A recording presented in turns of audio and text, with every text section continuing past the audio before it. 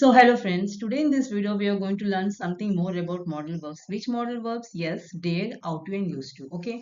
So what these three modal verbs do in English grammar? They are classified as actually semi-modal verbs in English. But why they are classified as semi-modal verbs? Because they function between the main verbs and the modal verbs. Okay. They are not other modal verbs like will, would, shall, should, can, could. Okay. These three modal verbs function quite different from the other modal verbs. That's why they are called classified as semi-modal verbs. Okay. And what actually they do, they are used to indicate some obligation, courage, or something which we have done in the past, but now we are not doing it. And they often require the preposition too. That's why we say ought to and used to. Okay. So one by one in this video, we are going to learn about all the three types of modal verbs. And based on this, we are going to do some exercise so that we can get more clarity on it. Okay. So I'm Rama and I welcome all of you to Vagdev English Grammar classes. So let's start. So here is our first sentence. How dares you say such a thing? Okay. How dares you say such a thing? Okay. Before filling this blank, let's understand about the first modal verb which is dare. Okay. Dare माने क्या होता है? Dare means होता है courage, साहस, हिम्मत. Okay. Which expresses having the courage to do something. When we have that courage to do something, we use this word. हम कहते हैं ना how dare you जब हमें गुस्सा आता है, या फिर हम कहते हैं how dare you say this. Okay. जब हमें ऐसे कोई एक्सप्रेशन देना होता है तब हम इस मॉडल वर्ब डेयर का यूज करते हैं. ओके. तो in this blank how dash you से सच ए थिंग में ये क्या आएगा, यहाँ पे डेयर आएगा. ओके. हाउ डेयर यू से सच ए थिंग, यहाँ पे आउट टू या यूज टू नहीं आएगा. ओके. तो हमने समझा हम डेयर कब यूज करते हैं और इसका मीनिंग क्या है. So this is our next sentence. Second sentence, you dash work hard for examination. और आपको क्या लगता है यहाँ पे कौन सा मॉडल वर्ब आएगा. यस, यहाँ पे आएगा ought to. You ought to work hard for examination. But why ought to क्यों आएगा और आउट टू एक्चुअली क्या बताता है, चलिए ये से समझते हैं. आउट टू माने होता है चाहिए, कोई चीज जो हमें करना चाहिए, जो हमारा कर्तव्य होता है, ड्यूटी होता है, ये चीज बताने के लिए हम modal verb ought to use करते हैं. Okay. Because it indicates a strong obligation, duty और advice similar to should, not should but similar to should. Okay. And it implies something that is right and we should do it. ये imply करता है, इसलिए हम यहाँ पे ought to use. जैसे for example हम कह सकते हैं you ought to respect your parents. कोई चीज मतलब जो हमें करनी चाहिए, हमें फॉलो करनी चाहिए, वो चीज बताने के लिए हम modal verb ought to use करते हैं. तो यहाँ पे यू बता रहे हैं किसी स्टूडेंट को कि भाई परीक्षा है, आप हार्ड वर्क करो. ओके. तो ये चीज बताने के लिए हम यहाँ पे modal verb ought to use की. You ought to work hard for examination. Okay. तो अब हमने समझा कि आउट टू जो मॉडल वर्ब है उसका काम क्या है और हम क्यों उसे यूज करते हैं. Right. So next sentence is we dash serve our nation. Okay. तो क्या लगता है क्या आएगा यहाँ पर, यहाँ मॉडल वर्ब आउट टू आएगा. We ought to serve our nation. Okay. Every citizen का ये ड्यूटी होता है, ये कर्तव्य होता है कि वो अपने देश की सेवा करे. ओके. तो राइट मॉडल वर्ब जो यहाँ आएगा वो है we ought to serve our nation. So let's see this sentence. Okay. I dash enter his room in his absence. Okay. I dash enter his room in his absence. तो क्या लगता है आपको कौन सा मॉडल वर्ब यहाँ आएगा. Yes, यहाँ पे डेयर आएगा. Okay. I dare enter his room in his absence. तो आई जो सब्जेक्ट है ये बता रहे हैं कि जब रूम के ओनर नहीं है तो वो अंदर जाने को डेयर नहीं कर सकते, करेज नहीं कर सकते. Right. So this is also similar sentence. Dash you go into that house at night. Okay.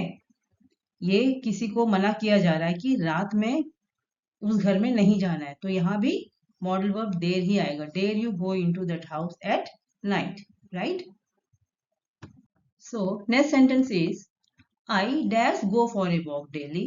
Now I rarely go. मतलब कोई ऐसा काम है जो पहले होता था लेकिन अब वो नहीं हो रहा है. आई dash go for a walk daily but now I rarely go. Okay.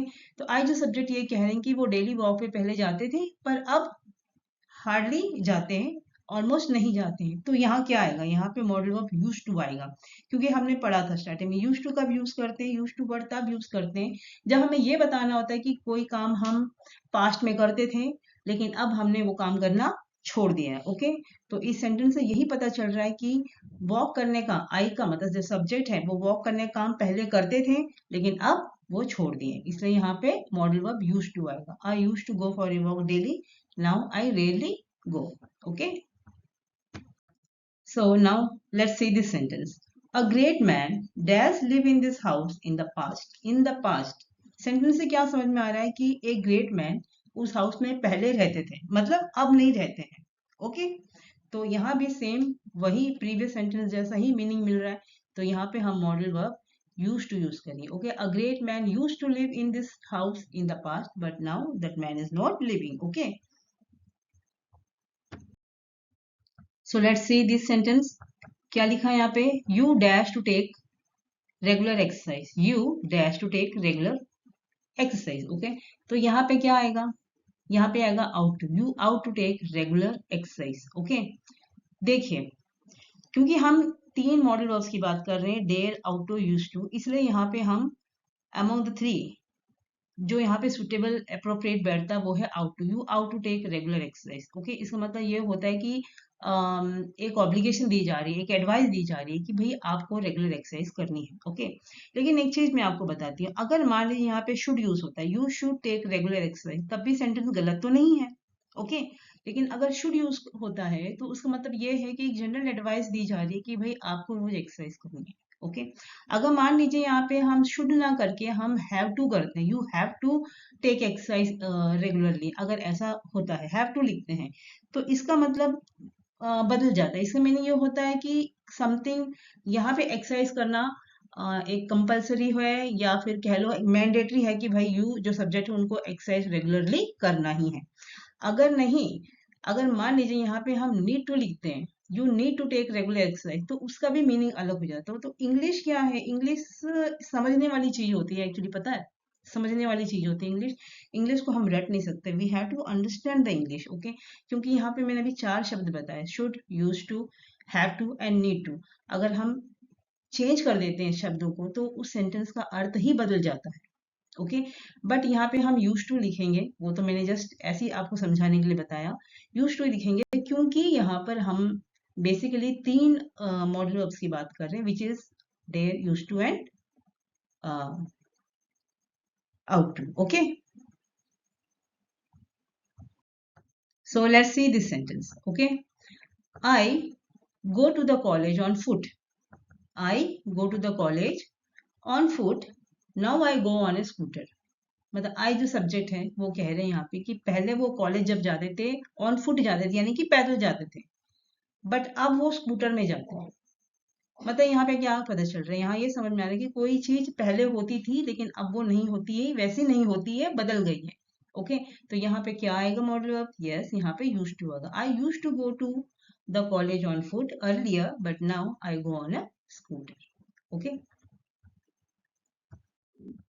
so this is our last sentence. Okay, you dash have consulted doctor, you dash have consulted a doctor। तो अगेन यहाँ क्या modal verb लगता है? Yes, यहाँ पे आएगा ought to, you ought to have consulted a doctor. Okay, यहाँ पे डेयर या यूज टू नहीं आएगा। ओके, सो ये छोटा सा वीडियो आपको कैसा लगा? प्लीज प्लीज मुझे कमेंट करके जरूर बताइएगा। अच्छा लगा, अच्छा नहीं लगा, बहुत फनी लगा, जैसा भी लगा हो please let me know in the comments. And see in the next video, till then take care and see you. और पसंद आए तो प्लीज लाइक शेयर सब्सक्राइब भी कर दीजिएगा। Okay, so take care.